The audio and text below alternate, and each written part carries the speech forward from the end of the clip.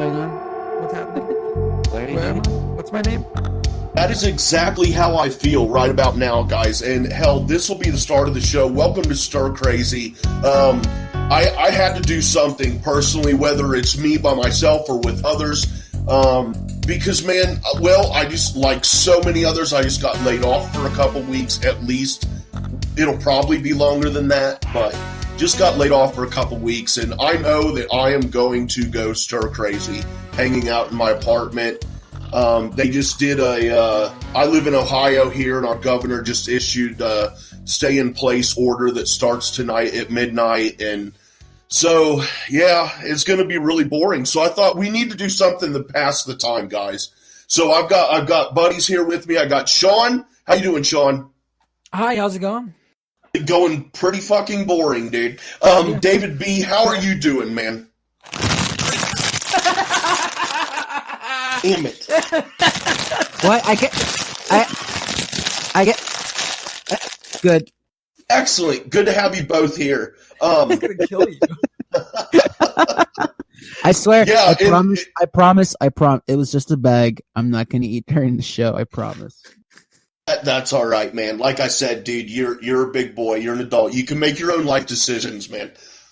I don't want to piss you off, Wade. I won't eat anything. Shit, man. It'd take a lot more than that to piss me off. Well, I don't know. I'm a little bit moody with all this shit going on, to be honest, dude. I can't. Okay, we're stuck indoors because of this stupid beer bug. So we all know that the grocery stores, the shelves are getting bare and shit like that. So I'm sure we've each got our own situations where we've gone to the store, we can't find exactly what we normally get and exactly what we want. So we gotta compromise, you know? Mm-hmm. So here's my biggest gripe, and then you guys can add on if you'd like to, but my biggest gripe here, when I go to the store, okay, I don't give a fuck about toilet paper. Okay. One, I've got a little bit of a, like, I don't have, backup, but I got a couple bags the last time I went last month. So I live alone. I'm single. I live alone. So it's just me. And my cat has a litter box. Thank fuck. This isn't Meet the Fockers or Meet the Parents or anything like that. My cat Jinxie, which is actually named Kelly, does not use the human bathroom. So, I just got myself to supply, so I don't give a fuck about the toilet paper. Plus, I got tons of paper towels, and if worse comes to worse, I got a fucking hand, and I've got soap with running water. Okay, we're not completely fucking back-assward primitive here. But my biggest gripe is that I go to the fucking frozen food section, right? Because again, I'm a single dude, so it's like frozen fucking food, obviously. I go there. What's there? The only fucking kind of pizza is cheese pizza. Okay, now I can't stand the fucking vegetable rabbit food bullshit, so Supreme is always out. I go for like the 3 meat, or at the very least pepperoni, or at the very, very least just sausage. But I never go for the just cheese, because I need some fucking meat on that shit, right? Only cheese, not even Supreme, dude. Only cheese. It's the only fucking kind. And I'm like, oh, well, fucking, this fucking sucks, but dude, at least I've got pizza. Cheese pizza's better than no pizza. I open up the case, motherfucking the only kind of cheese pizzas they got left are fucking thin crust. I want some fucking substance there, guys. Come on, man. Take the fucking hand sanitizer. Take the fucking toilet paper. Man, leave me some fucking meat on my pizza, bitches. Damn, that's what hurts me when I go to the store. What have you guys been like? You just maybe craving, or just something that you're used to, but you just feel out of the norm now because you can't get it? Well, yeah, go ahead, David. Yeah, well, first off, Shawn, hello, how are you? Yeah, hey, how's it going, buddy? This is cool. This is a great show to be on. I'm so excited. Yeah. We can just ignore Wade for a minute and have our own conversation. Yeah, I was about to say, I didn't know that was the Wade Bitch Fest podcast. Hey, Wade, I'm not I'm fine with cheese, to be honest. Like, if I'm going for pizza, I'm going for cheese, or I'll get some sausage on it. But that's about it. That's about all I need. It's either for me, cheese pizza is like the gold standard of pizza. Like, that's all. Yeah. A good pizza, a really great pizza, all I need is cheese, right? You put all that fucking pepperoni and all that extra shit. It's just a distraction from like what the pizza should be, right? Plus, you add like pepperoni and stuff, it gets really greasy and it's like kind of like it's a little gross. So usually I do cheese. I'll do a nice margarita pizza, and then I'll do something fucking wacky. Like if you go to New York, I'll get like the artichoke pizza or something like that. Okay, but usually the standard is cheese. So I love me a good slice of cheese pizza. So. And you know, I don't give a shit about like thick crust or thin crust. I'll do whatever. The one thing I will say is I do not like stuffed crust. What? Are you fucking kidding me, man? I just had one of them. Dude, actually, I lucked out and got one of them the other day at the grocery store at Aldi here down the road. And Brett, it's Aldi, not Aldi or whatever the hell he called it today. But anyway, it's something else there, totally different. But yeah, like it's cheese stuffed crust pizza's the shit, man. Get some fucking marinara sauce and shit. Dip that shit, man. I don't know. The stuffed crust doesn't do anything for me. But I will say I did go shopping the other day. But I'm pretty lucky. I live with my grandparents. My grandmother's a personal chef, so we have food. Like when this whole thing was happening or starting, like we're fine. It's the optional stuff, you know, like the craving stuff that is gone. So I went and I like those because I'm 20. I like those for like the ice cream sandwiches but they're cookies instead of like chocolate. Like, you know what I'm talking about? Not a clue, but I mean, you got me at cookies, and I think you were about to say chocolate. So, well, it's an ice cream sandwich, but instead of two pieces of the chocolate on either side, it's 2 chocolate chip cookies with the ice cream. Yeah. I know what you're talking about, dude. Yeah. I went to go get one of a packet of those because like I'm craving them, and I get there, they only have the fucking Oreo ones left. What's wrong with that? Whatever. You know what? I'll take the Oreo. I want a chocolate chip cookie, Wade. I don't want an Oreo. Okay, yeah. I want a chocolate chip cookie, you know? So it's the ice cream with the 2 Oreos on either side, but I want a chocolate chip cookie on my ice cream sandwich, not an Oreo. So that's I'm not as animated about this as Wade was about his pizza. Wow.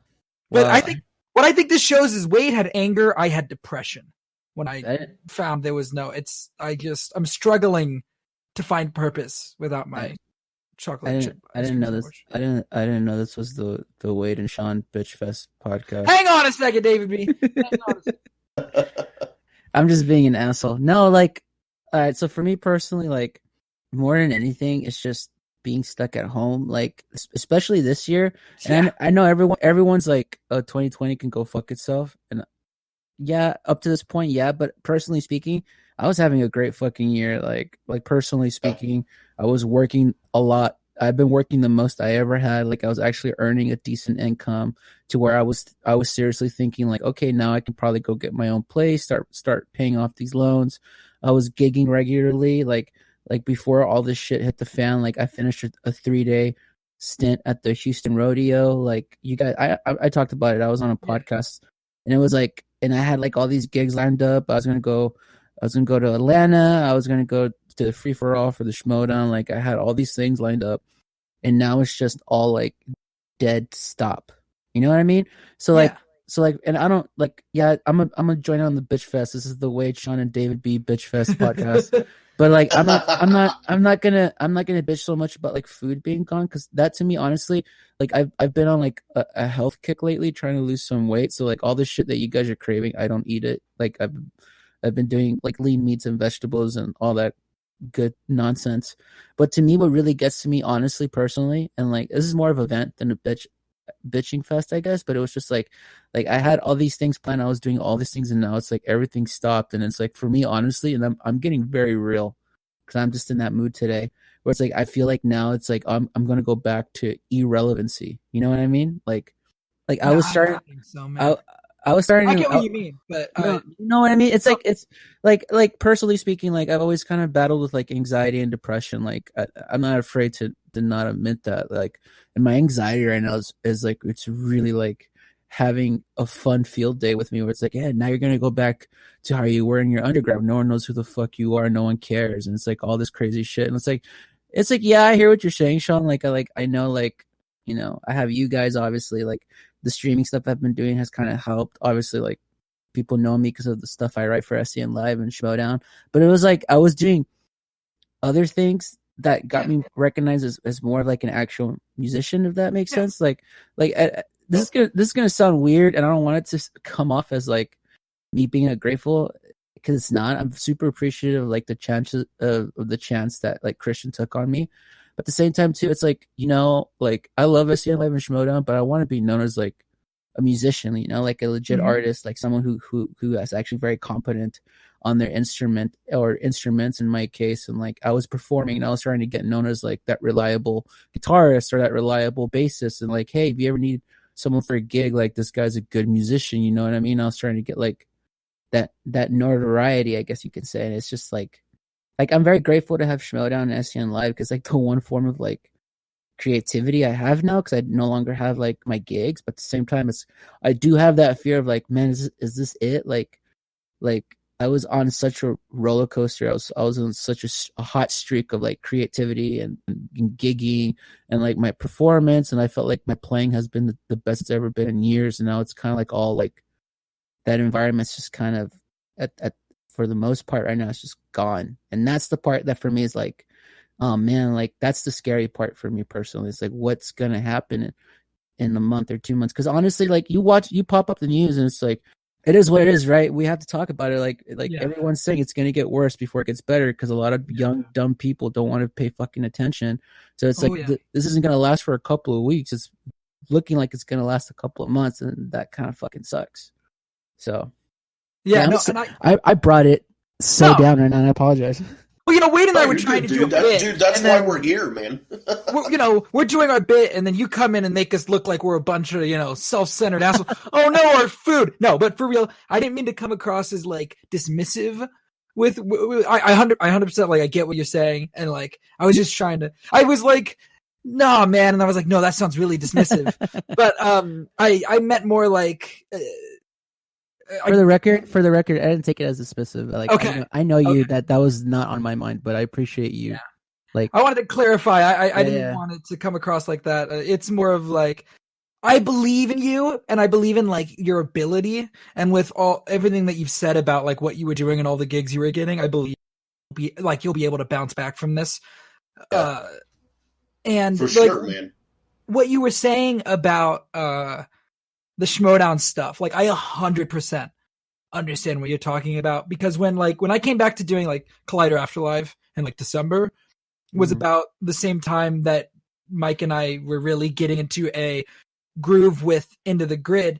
And to be honest, one of the worries I had with Collider Afterlife, and part of me is almost like thankful that ended up stopping being a thing, was we obviously didn't have anywhere near the level of recognition or anything. Like, I'm not even convinced anybody was listening to that show, but I didn't want that to become like, oh, he's just one of the guys that does Collider Afterlife, you know? So like when everything happened with Collider and we stopped, obviously that was all tragic, but us stopping Collider Afterlife and starting like the Beyond the Screen thing, part of me was relieved in that, because it was something that like we could make for our own.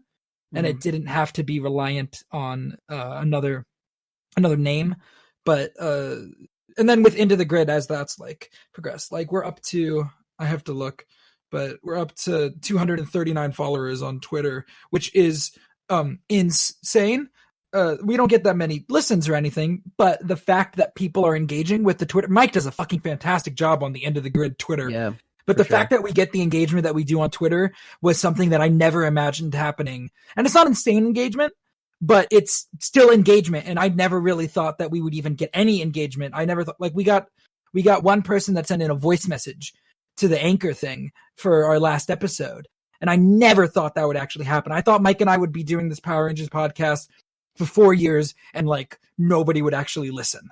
But, you know, some people are listening and we are getting some engagement. So like, I don't know. I just went on a tirade off into a random spot. No. But you're all good, dude. Yeah. But all to say that, like, I understand what you're talking about with the Schmodown stuff and like trying to make a name not revolving around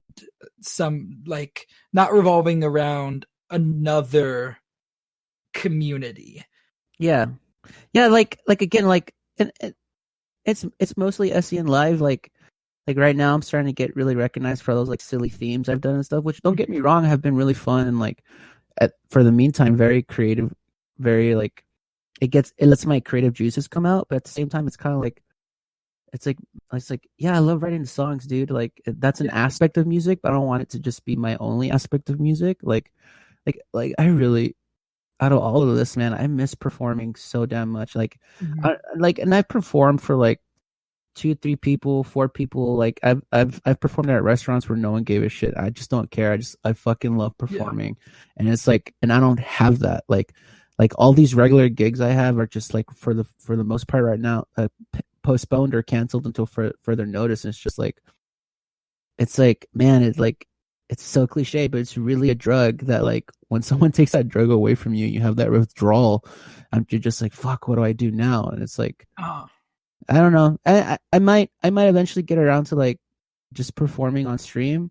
I mean, like every time I stream now, everyone's just like Jackbox, but it's like, yeah, you got to put the foot down, David. You got to put. Yeah, I gotta put my foot down. Be like, guys, like, I love you, but I need to do this. Like, you understand, Daddy needs to fix, you know. Yeah, well, I need my cheese, my pizza that's not just fucking cheese. Yeah, you know what? Fair. I get it, Wade. I mean, I feel what you're saying, and I really do. But like, end of the day, dude, like, I mean, come on, man. All there is cheese fucking pizza. I'm a single dude. I cook. I ain't got nobody cook for me. Motherfucking, this is all I got, dude. I got banquet fucking microwave meals, which I don't like, but they're fucking there. And cheese fucking pizza. Anyway. I'm going to take it serious for a second again, because what David, you said about just wanting to perform. Like, I did chorus all through high school, so like, I really miss that.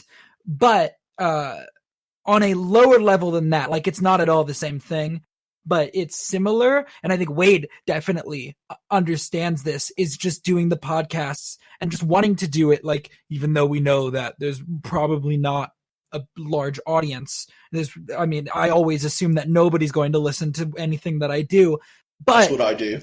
You know, I always assume that no matter, like, nobody's actually going to listen to what I put out, but like putting out, talking into the microphone, talking with people, like, it's therapeutic.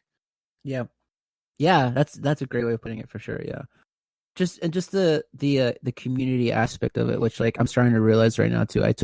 I really took for granted, like just getting to hang out with like the dudes I know, like from like different generations, getting to like collectively as a group, 20 plus people come together to just live in this one moment and create art, and it's never the same art. You know what I mean? Like, because I do a lot of jazz stuff. You know, I play in 2 big bands here in Houston, and it's like, and it was keeping me really busy for a while, to the point where I was considering like letting go of one of the bands. And now it's just like, fuck that. As soon as things start up again, I'm not letting go of shit. like I really miss hanging out with those group of dudes and just getting to perform. So yeah. I mean, it's a sacrifice that we all have to do, though. Like, I think as I don't know if this comes off as morbid, but it's like the one comfort I take away from all of this is like, it's just not me probably feeling this. It's a bunch of other people. So it's like, at least we're all suffering together. And then yeah, the music stuff. And then add on top of that, just like, you know, the whole like the COVID scares and like being concerned for my family personally. Like I don't know if you guys feel the same way too. Like, I don't give a fuck if I get the virus, because I'm like 99% sure I'll be fine, just because of my age and stuff like that. I'm sure I'll have a shitty 2 to 3 weeks, but for the most part, statistically speaking, I should be okay. But like, what concerns me the most is like my parents getting it, who are like up there in age. You know what I mean? So that's the main reason I have like locked myself away. And I've had a couple of my musician friends be like, "Hey, let's come over and let's jam." And I'm like, I just can't, man, for the well-being of my parents. I can't take that shot. You know what I mean? Like, if I was on my own, out of state, I don't give a fuck. I'd probably do it. But it's the fact that I still like live with my folks. Like, I help them out with a lot of stuff, and I wouldn't want to risk that for them. You know? So yeah. And like I see, you're talking about the desire to perform and everything. And I played a couple live shows. I've played, I think, 3 live shows in my life, which were really fun, but just extremely fucking nerve wracking.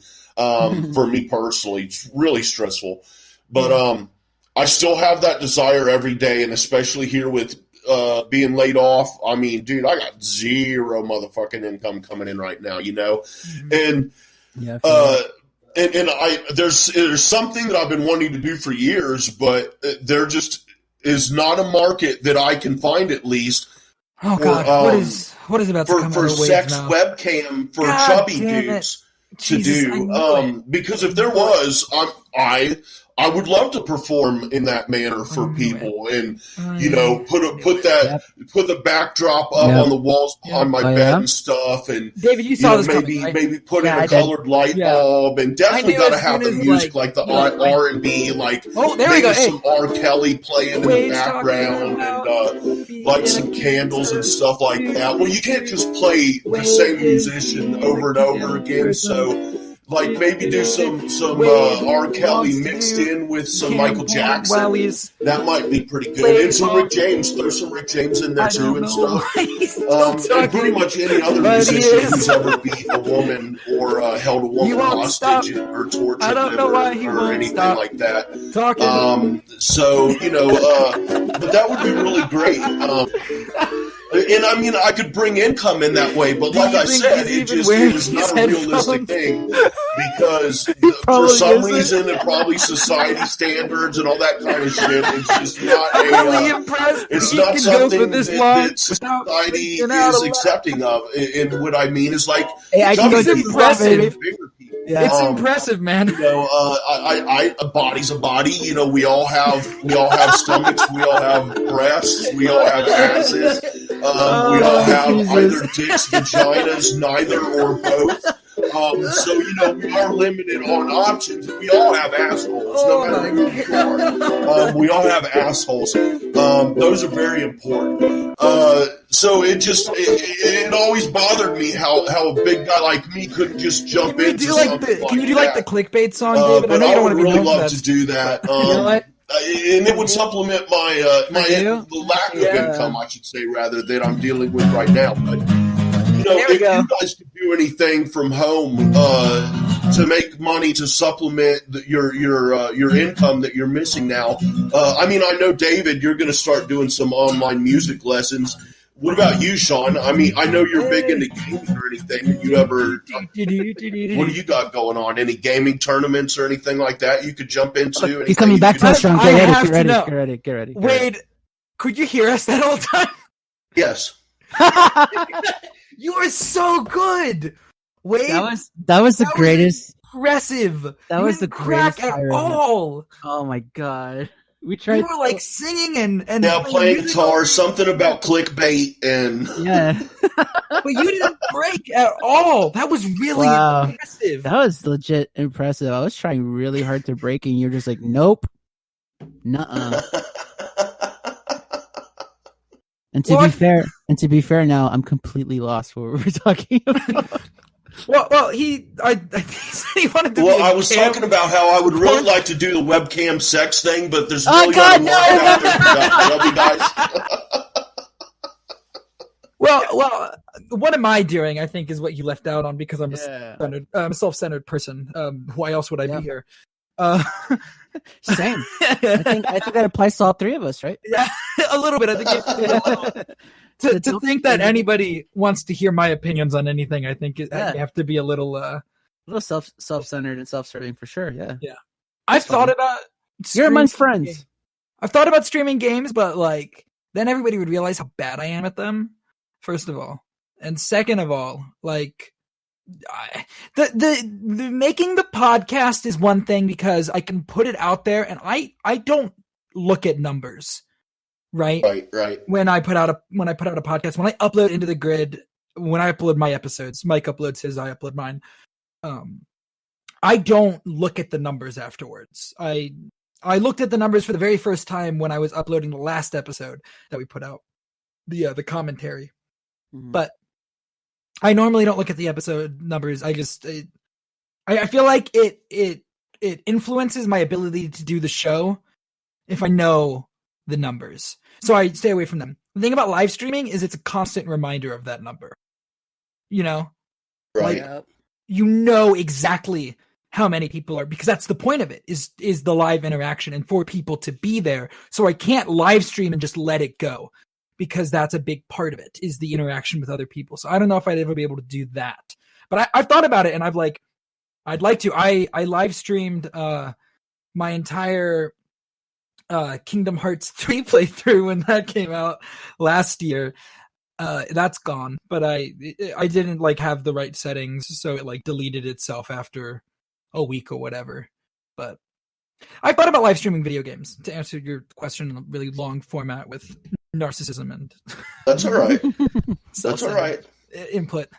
Yeah, I've started live streaming more than anything, just to hang out with my friends, and then I was just like, I'll put on Twitter, see if other people want to join, and it's been fun. I've been getting a steady stream of like 10 to 18 people at any given time, and I'm not super.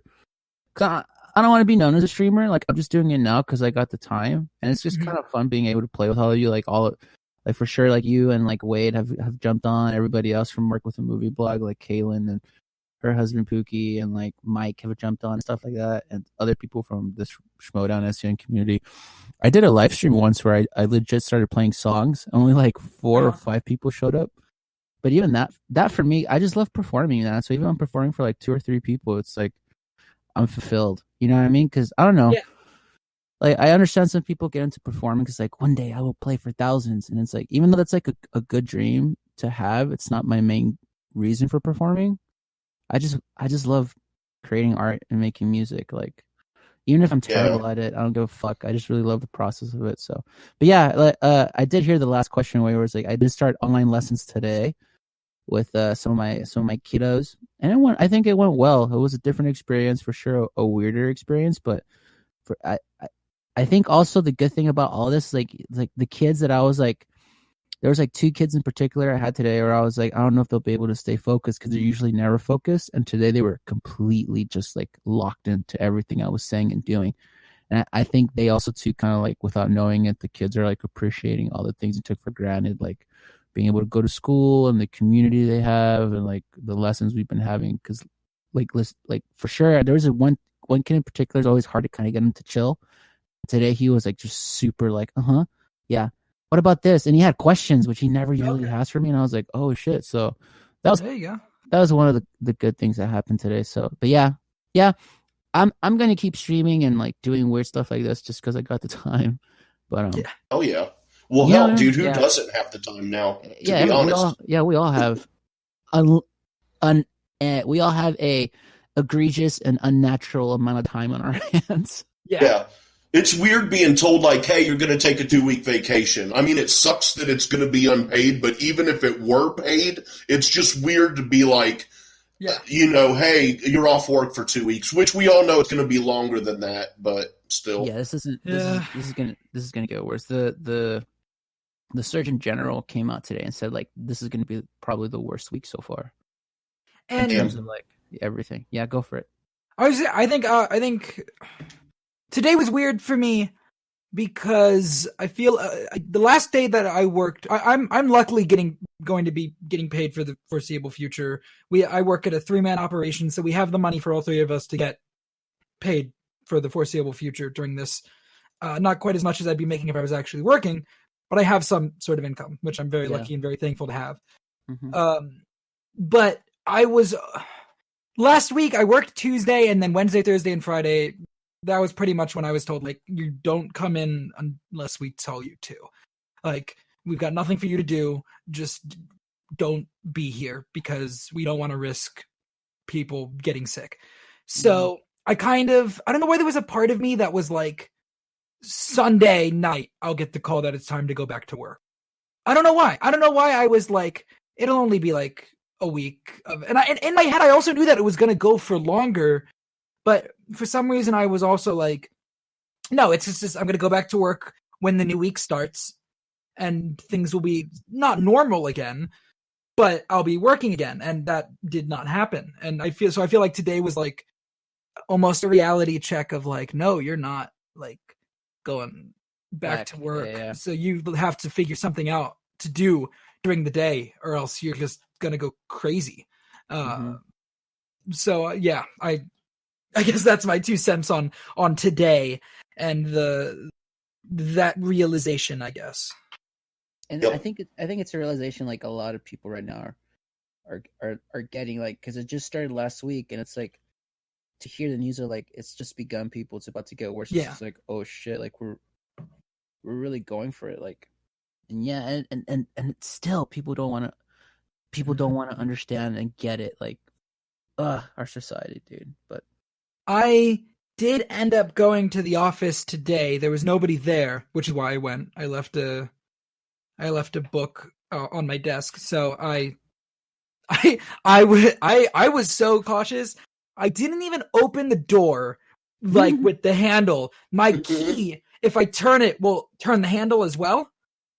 So I opened the door with the key to get in, and even then we had Clorox in the office, so I wiped down all the handles before I left and stuff, just to be sure. But I went and I got my book, and it was like because I have to take the highway to get there and back. And the moment I was like, oh, this is weird, is when I left my house today for the first time since Tuesday, and the streets were just empty, and the highway, like, billboards or what? Not the billboards. What do they call the, like, the signs with the yellow lettering that tell you about, like, traffic delays and shit? Oh, the whatever, Highway. like that LED sign or whatever. Yeah, the LED signs that are along the highway that tell you, like, usually it'll be like 34 minutes to Baltimore or 35 minutes to DC. Like, it'll say something like that. Instead, it just said stay home. And I was and then, yeah, it just said stay home. And Great. But like, it was weird because there was nobody on the highway. Like I just said, I live like 35 minutes to DC is very, very generous. Like, it's more like an hour. But I live like an hour from DC and like 30 minutes from Baltimore. So I live in like the center of it almost. I live very close to the nation's capital. And so it's always very busy around where I am. It's not a city, but it's like it's not a city, but it's still busy. And so to see the roads just empty was weird. Yeah. Shit is weird, man. It's crazy. It is like a movie. Oh, hold on, guys. We got some breaking news here. Oh. Uh-oh. Oh, shit. This just in, everything's gone to shit. Well, you guys heard that breaking news, guys. Everything's gone to shit. Yeah, terrible. I can't believe it. I think it's the most shocking thing that I've ever heard in my life. The idea that the Power Rangers arrived in DC today to fight the coronavirus. The coronavirus turned into a monster, and the Power Rangers, they were like, Dino Thunder, power up! And then they went and they fought the coronavirus as a monster. That's insane weird. I can't believe that happened. I had to take a see. That's not shocking to me. What's shocking to me is that the Avengers didn't even bother getting up off the fucking bench. I don't know why. And you know what? I saw them in the background. They were waiting for the Power Rangers to lose so they could show up and save the day and look cool. I saw them in the background. I saw them. Yep. And David B. and fucking Batman sitting back there eating potato chips, watching the whole fucking shit show go down. I don't know why David didn't bring out his magic guitar and like beat up the coronavirus with his magic guitar, but I don't know. David, can you explain why you didn't join the Power Rangers with your magic guitar to fight the coronavirus? Yes, I have a perfectly great explanation. I had some chili last night, and it hit me just now. So, so you got the call from the president.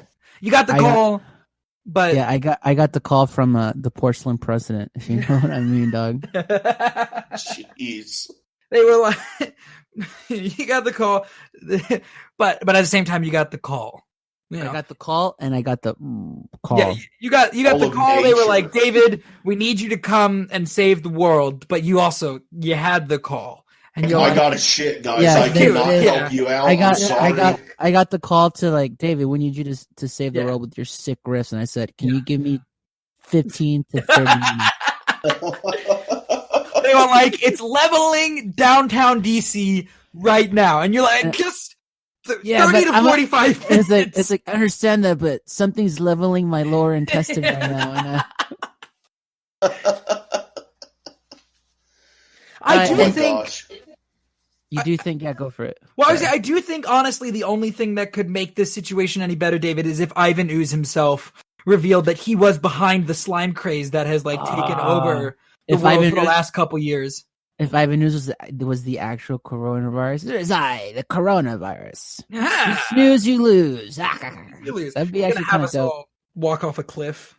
Yeah, dude. Hey, here's a true story. All right, the first morning I woke up and I saw the coronavirus was trending on Twitter. The very first time I ever saw it, heard of it, anything. Now, I saw coronavirus spelled out, and this is in the morning. It's at first glance. You know how sometimes you read shit fucked up when you just look at it really quick. I swear, with the coro and then the iris, the virus bit, when I first looked at it, I was like, oh, cool, they discovered a new species of dinosaur. I swear to God, dude. I was like, that was my first, I was like, what the fuck? And then I kept looking again, and I was like, that's not Saurus. And I was like, what the fuck is that? And I was like, virus. And I was like, coronavirus? So then my first thought, and my initial thought when all this came out, and I realized it was about a bug, and all that shit. Yeah.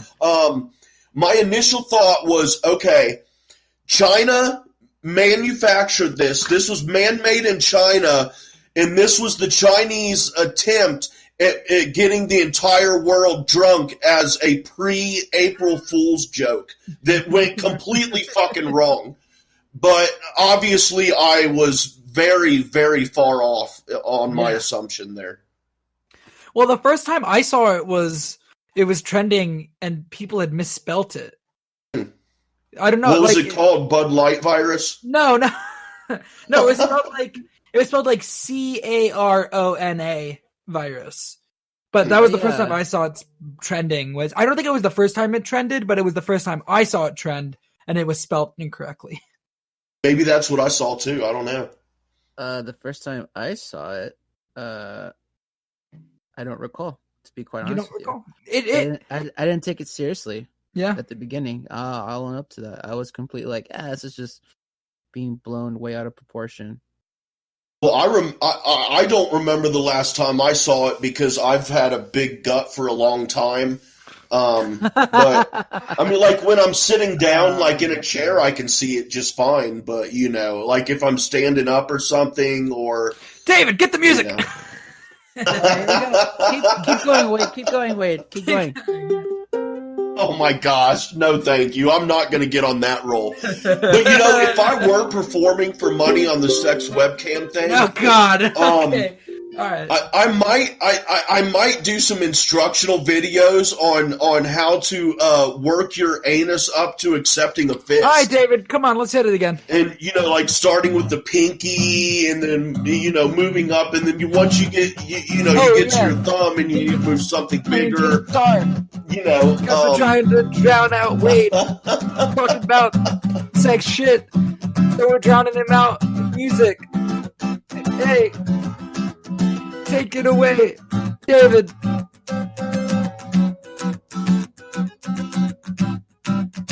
I think he stopped. He started listening. Yeah, I did. I wasn't going to get into it again. You know me. I got to rehash shit a couple more times and make it old before the end of the show. No, nothing wrong with that. Well, many things wrong with it, but in the case of Jay Wade, the infamous Jay Wade, there's nothing wrong with that. No. But hey, there is something specific that I was thinking about. Well, I've thought about it a lot, actually, over the past few years. It originally was a topic that a buddy of mine and I did when we started a podcast about 4 or 5 years ago. Maybe about 4 years ago now. But he and I both love history, and I love talking about history. And it came up then, but I've been thinking about it here recently with just we're not regressing, but it just seems like, we're getting to – there's lack of supply, shit like that. It's just weird. Yeah. It'll pass. But I got a question here, and I was thinking about this. Okay, so imagine back to, like, cavemen times, right? Mm-hmm. And they're not very advanced, okay? We're talking pre-man making fire. And this is kind of what I'm wanting to get some takes on here. Okay, so – humans say they were aware of fire. Obviously, they had seen it. And maybe they had seen, like, lightning struck this tree. It created this bright, yellow, orange glowing thing. and we'll call it fire, blah, blah, blah. Yeah. So my question is, what was it like that very first time ever when humans realized that they themselves could start a fire? No matter how it was, like, say, for example, by striking two stones against each other, just in playful fun or by accident, it made a spark, it caught some dry brush on fire, and they were like, holy shit. So they repeated that effort, and they realized, whatever it is, if I do this, I can make fire. I've always thought that would be really interesting to be a fly on the wall in that moment of history and see the reactions from them when they made that realization. Because that's a huge realization right there. And their minds being not as developed as what we are now, that must have been just like the most amazing mind fuck in the world to them. Well, I just want to be a fly on the wall in any piece of history. I just want to I want to see what really happened because I don't trust textbooks. I'm I'm sure this is a very sanitized version of what actually happened. I want to be in with the First Continental Congress, when they're fucking yelling at each other and cursing each other out. Because there's no way they all got together and were like, yes, this is a good, yes, I agree, yes. That there was some shit, people were spilling tea in there. So, but like you said, I've always found certain myths, in Greek and Roman myths, isn't the whole idea that one of the gods gave them fire and was look at this shit, dudes. One of the gods came down and was like, dude, I can fucking light this shit up. Look, watch that. And all you got to do is have fun. Because I'd love, I don't know. All that stuff, is always fascinating. I've always been fascinated with Greek and Roman myths because Roman shit especially to me, the show Rome. I fucking love that show. I watch it at least twice every year and have for years. But I've always thought it would be cool to be able to go back in time, but with specific things set in place. Example, you can go back to a specific place in time anywhere you want. You can feel everything. You can smell everything. You can hear everything. But no one and nothing can see you, hear you, sense you, feel you, can touch you, nothing like that. But you can experience everything. That I think that would be really fucking cool. And just all the places that I would just personally love to fucking go in historical events and shit, man. I could spend the rest of my life just doing that shit, which I would never do because it's time travel. So it'd be like I never went nowhere. Oh, man. And I wouldn't want to, the only time travel I'd be interested in is I don't want to fuck anything up. You know what I mean?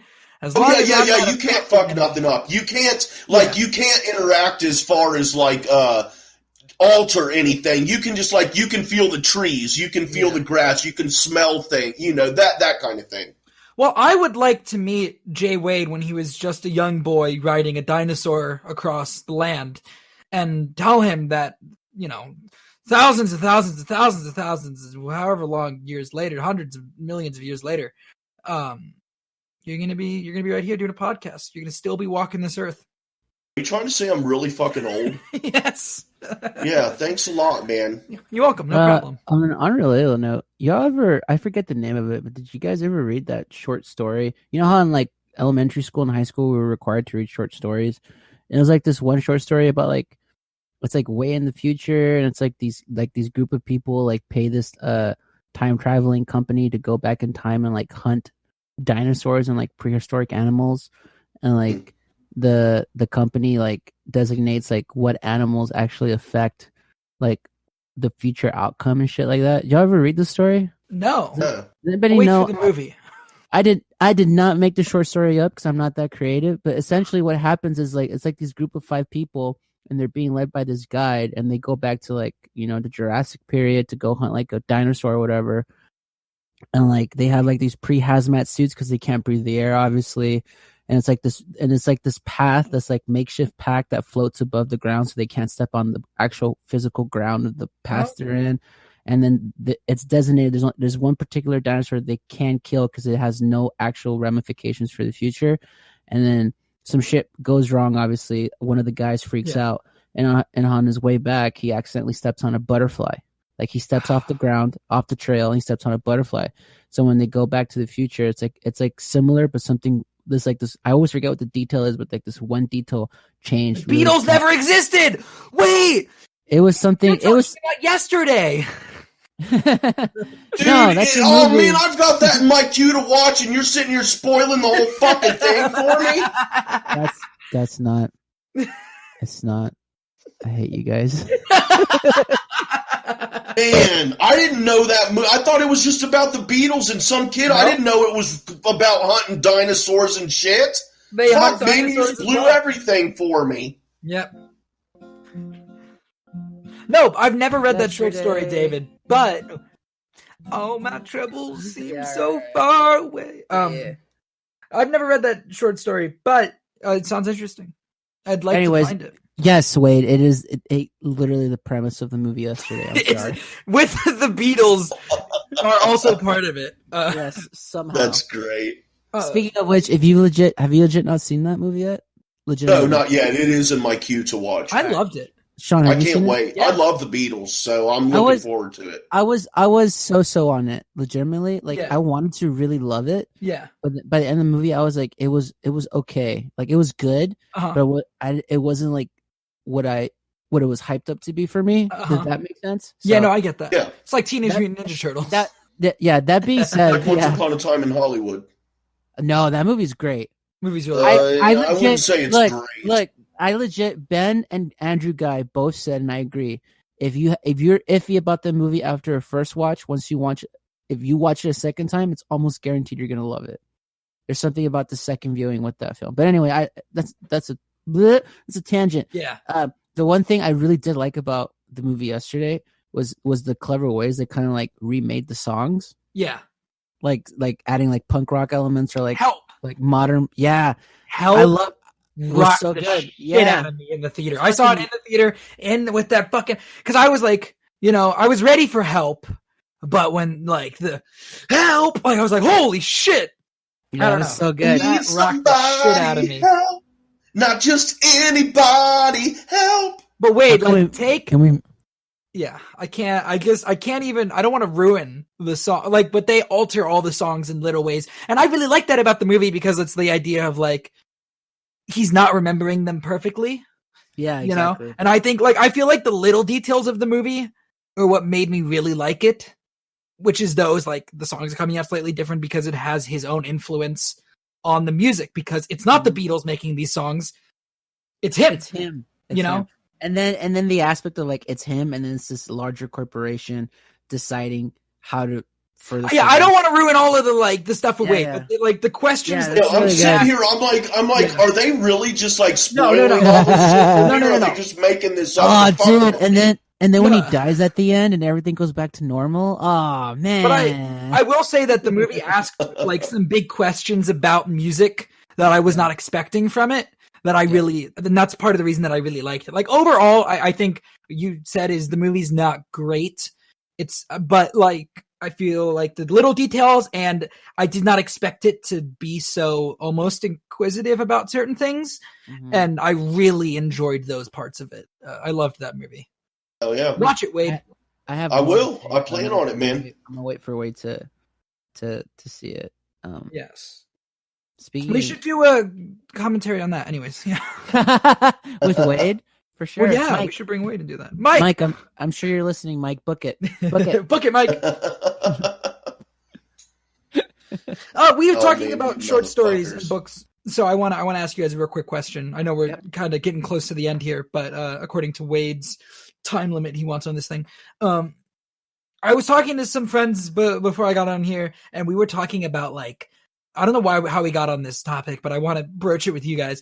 The first book that you can like remember, or not the first book that you can remember, but like the book that really messed you up the first time you read it, like really got you emotional the first time you read it. Not the first one, but the most impactful one you can think of. I've only read 3 books the entire way through my whole life, so my What options about are very limited. What about any piece of media then? Like not the first, but like the piece of media that impacted you. I guess in Wade's case. To answer your initial question, the first book that I read, and it's required reading. That being said, I legitimately love this book. Was The Metamorphosis by Kafka. Okay, I've never read that. That book legitimately fucked me up so bad because I never related. It was like in the middle of my teenage angst. And for anyone who doesn't know, it's a story about this guy who turns into a bug. He kind of like his parents lock him up, and he just fucking dies. Like, oh my god. Like it's literally like it's this whole book about this guy who's like taking care of his family, his mom and his dad and his younger sister. One day he wakes up, he's a bug. He can't communicate to his family. His family is freaking out because they don't know what happened to him. All they know is there's this random bug in his room, and he just becomes a bug. He's just a bug for like a week. And then eventually he kind of like stops eating. He just eventually dies, and that's literally the whole book, right?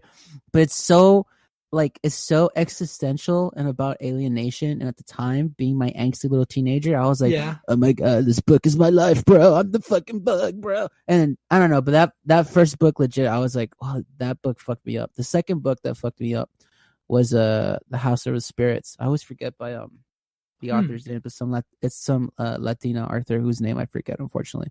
But obviously the one that impacted me more was Metamorphosis. Now, in terms of like the first piece of media I can recall that really fucked me up, E.T. Okay. When I was a kid, my parents showed me E.T.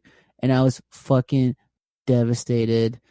E.T. and Lion King, because they were both like around the same time, and both of those films are so impacted in my brain as like it traumatized me as a kid. I love those films. I still watch them to this day. Like I could easily still watch them, but those ones legitimately like it was like, whoa, it was like confronting those human things of like death and loss and like friendship and like your dad and but yeah. I'm gonna give Wade a little more time and I'm gonna talk for a minute. Go for it. To talk. I've got a couple books, 3 to be precise, in kind of escalating level of fucked me upness. The first one was reading in middle school, The Outsiders. Oh, that's a good one. The Outsiders, the Pony Boy. Stay Gold Pony Boy. That fucked me up the first time. And then in high school, I read 2 books. One of them was not required. One of them was my 10th grade English teacher lent me. She was just like, you'll like this book. And she lent me The Perks of Being a Wallflower. Oof. Yeah. Fuck. Great movie. Great book. That really, really messed with me. That one really, really hurt. But have you guys read The Kite Runner? No, I've heard of it, but I've never heard of it. I haven't read it. I read that in high school in 11th grade. And that, like, I was ahead of people. Like, I love to read. So, like, we would have, like, all right, silent reading time, whatever. And we would read, like, in class. And I would get way ahead of everybody because I love to read. And everybody else is like, this is a chore. And so, like, I'm crying, like, 4 chapters ahead of everybody else. And my teacher's like, you understand the pain, but stop. like, don't spoil it for them. I'm glad you understand the pain and the reason that I wanted you to read this book, but don't give it away for the others. But yeah. When I was in high school, real quick, I was a smart kid. I was like in AP and IB honors classes and shit like that. So our required reading was like really heavy stuff. So like I read Of Mice and Men, which legitimately made me cry. Mice and Men. That book legitimately, when I reached the end of it, I legitimately was in tears. Yeah, me too. There was something else I was just thinking about, and it just left me. But another book that really fucked me up legitimately was the Lord of the Flies. I've never read Lord of the Flies. That book is fucked up, dude. I know. I mean, I've read half of that. It's fucked up shit. That book was fucked up, and then we had to read Shakespeare. And legitimately, because of that, to this day, my favorite Shakespeare play is Hamlet. I loved Hamlet. When I watch a good iteration, it always makes me weep. It's so good. It's so heartbreaking, that one. But yeah, for sure, man. Reading is fun. Everybody, now that we're all quarantined, go read. Yeah, read some books. I don't know about that, but anyway, and I'll finish it off after I answer your question with I got a couple things I want to ask David B real quick, and it's actually he said something that prompted me to think of these couple questions that I have that I feel comfortable enough asking David B. Boy. Here we go. But for me, it's the main thing would be Nightmare on Elm Street, the original, when Freddy comes up from the bathtub with his hand. Ever since then, I mean, I was like 5 years old. I think I've heard you something like that. I've never taken a fucking bath since then, dude. Only showers. Yeah, and it's just fucked up, man. I think in the first episode of Afterlife, you went on like a 5-minute rant about this. Yeah. It's the truth, man. That and Jaws fucked up the ocean for me as far as sharks. And I was raised in North Houston, so we went to fucking Galveston and down there all the time and shit to the beach. That fucked me up. And Bambi fucking fucked me up. And that's why I don't like Disney animated fucking movies and shit. But anyway. Dude, real quick to relate off of that, you want to speak of like shit that traumatized me as a kid? Y'all remember that series Goosebumps? Yes. There was that one episode about the ventriloquist dummy.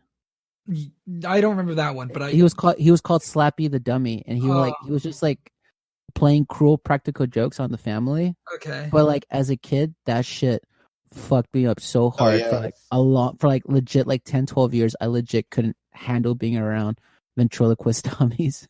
And then I recently, like a few years ago, I watched the episode as an adult just to face my fears. The episode's so fucking dumb. Like, it's not good at all.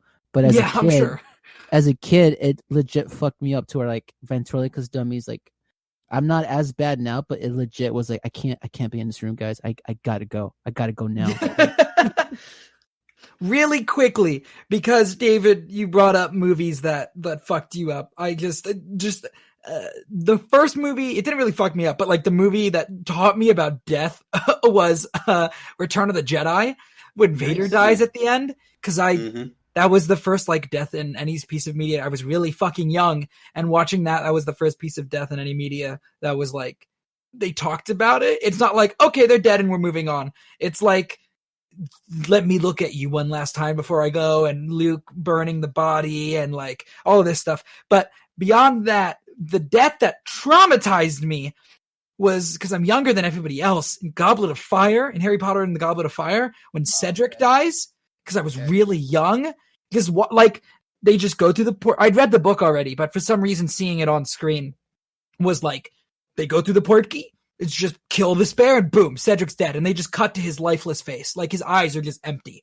And that was because like Vader's death had been peaceful. And that was like teaching me, like, I learned like the peaceful side of death. And then I watched Goblet of Fire, and this was like somebody who just did not deserve to die and just cruelly going.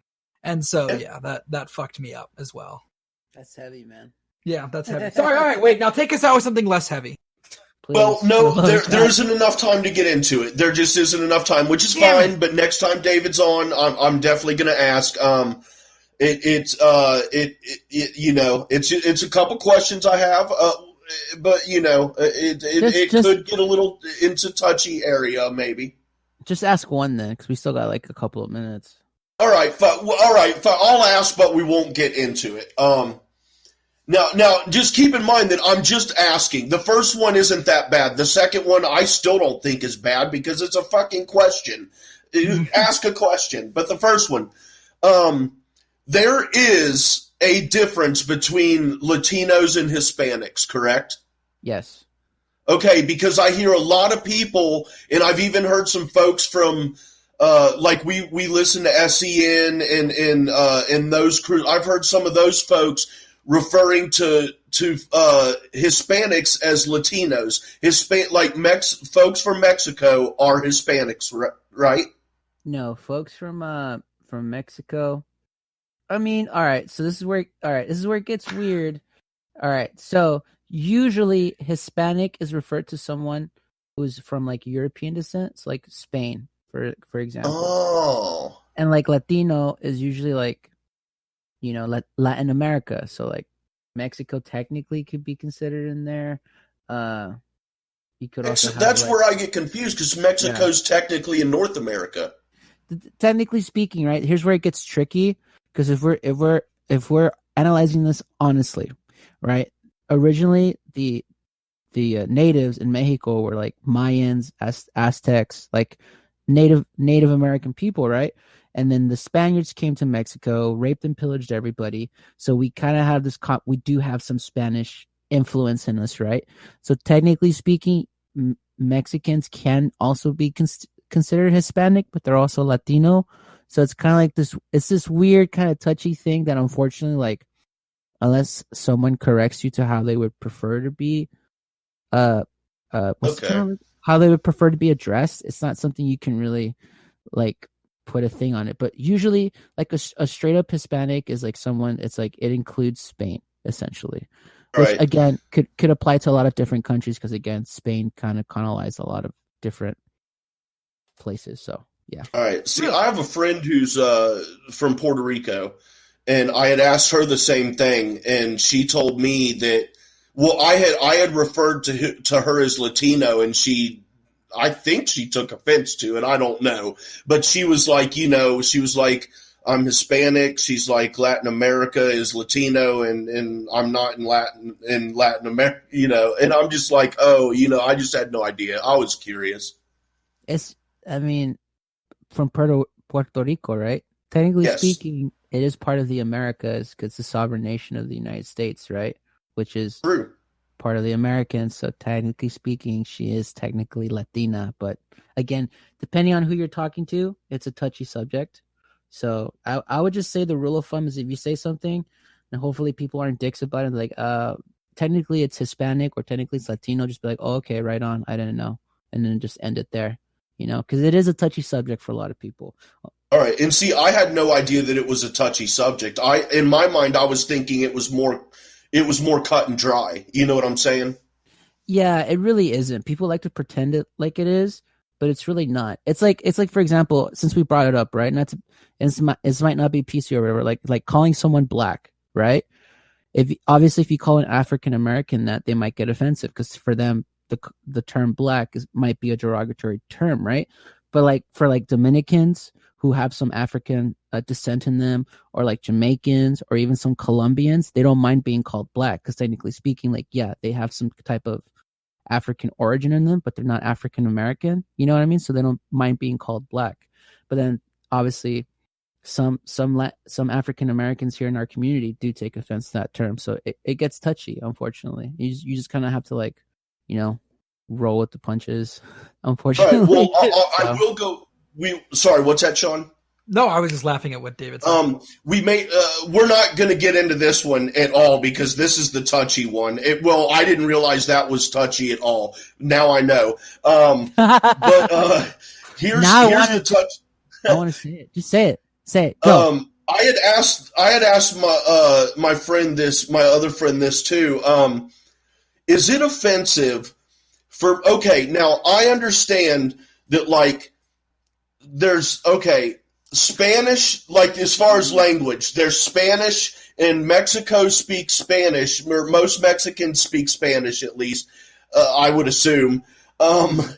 So is it offensive, and I'm not trying to be a dick, that's why I'm asking, okay? Yeah, is it offensive to say Spaniards, like, Spain speaks Spanish and Mexico's, like, to call it Mexican, like you're speaking Mexican, as opposed to saying speaking Spanish, because they are technically kind of different. And what I was told is that it's kind of like English, like England English and American English. It's the same language, just it's those kind of differences that we have. Is that offensive if I were to refer to Mexican speaking Spanish as Mexican instead of Spanish? Yes, it would. Okay, because you're not because it's Spanish. Like it might not be the exact same Spanish as Spain, or even the exact same Spanish as like Colombia or Peru, but it's still technically Spanish. Like it's all derived from the Spanish language. So yeah, I wouldn't call it I mean, to me personally, honestly, Wade, and I'm not saying this because you're my friend. Honestly, if someone says to me like, "Oh, you speak Mexican," I just always assume ignorance, so it doesn't personally offend me. But I know for a lot of like anybody, right? Not just Mexicans, but like Salvadorians, people from Guatemala, Honduras, all those places. Like if you say like, "Oh, you speak Honduran," or "You speak Peruvian," or "You speak Argentinian," like they'll be like, "No, it's just Spanish." Like, because technically speaking, those people from those countries can go to said other countries and speak Spanish and be understood relatively. Yeah, some terms have different meanings, in different countries, and some terms aren't like as heavy as other terms. Like not to be crude, right? But this is just the reality of it. Like over in Europe, the word cunt isn't as a heavy a word as here in the States. Here in the States, it's a terrible, terrible word, and I'm sure a lot of people just cringe for me saying it. But over in Europe or even like in Australia, they use it freely. Like it's like a term of endearment for them. You know what I mean?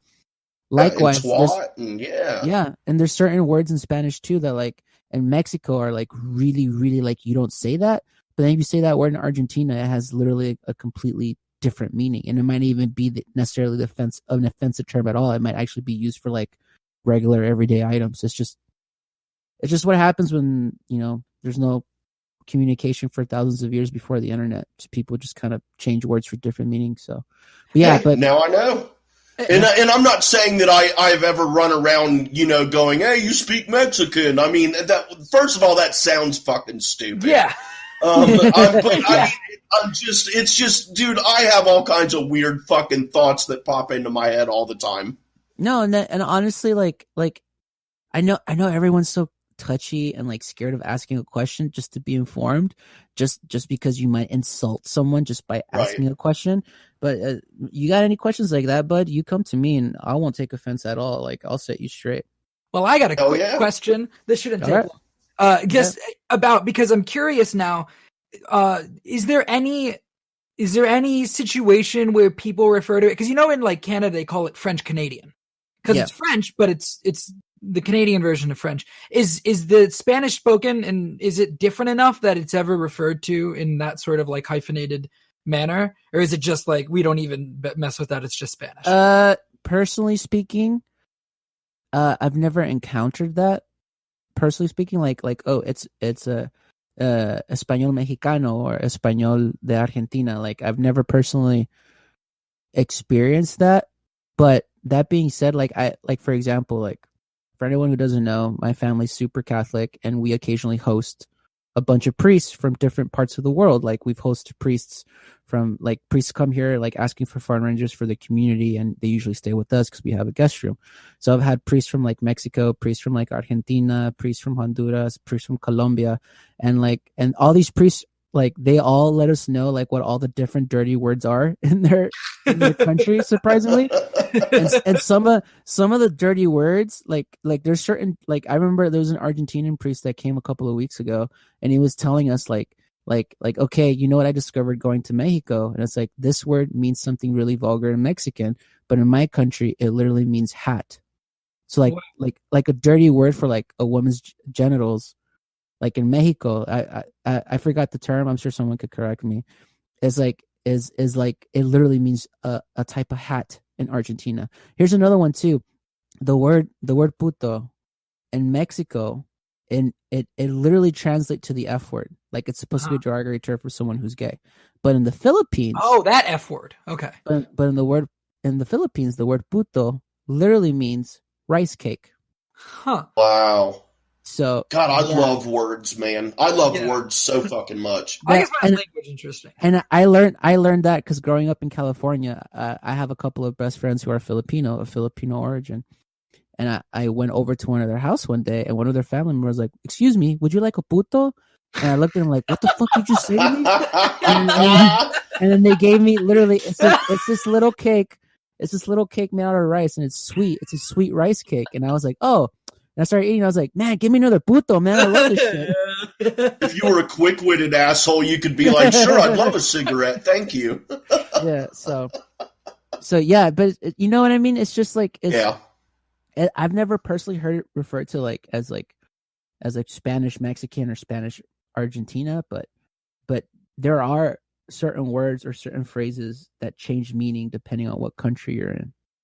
And then there's certain stuff that just is universal for all Spanish speaking nations. So, oh yeah, well that makes sense to me. Yeah. So thanks, man. And yeah, maybe hell, dude, maybe we'll do some segments here on this show in the future where I'll think of some more quote unquote controversial questions that I'll ask you.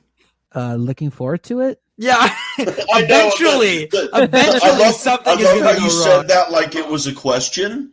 Yeah, yeah, because like I don't know if I'll be offended. I might not. All right, well, we will not do that then in the future, and we'll just think fuck that. I hope this one went over well. Let's just all stay ignorant. Fuck it. Damn right, I like it that way. But yeah, I'm gonna do these shows, planning on twice a week, and I don't know. We'll have rotating people in and out of here with me. Sometimes it might just be me. But like I said off the top, everybody, I'm just trying to do something to kill some fucking time and shit, man. This is insane, and I don't want to go stir crazy. But based on what's happened here tonight, I think we all already are. But thanks to those who have listened, and check back in. Probably I'm shooting for Thursday. I will drop another episode. So check back then, guys, and tune in. Peace out. Stay safe out there. Bye. I don't have a clever catchphrase, guys. I'll see you in the next audio. Go into the grid. Wait, fuck. Same bat time. Same. Fuck. That's taken two. Shit. Fuck y'all. I'm out. Just end it. Wait. It should have ended like 5 minutes ago. Wait, end it. You want to hear something funny? The mic wasn't on that whole time. No way. Yeah, for real. Oh, wow. So smooth.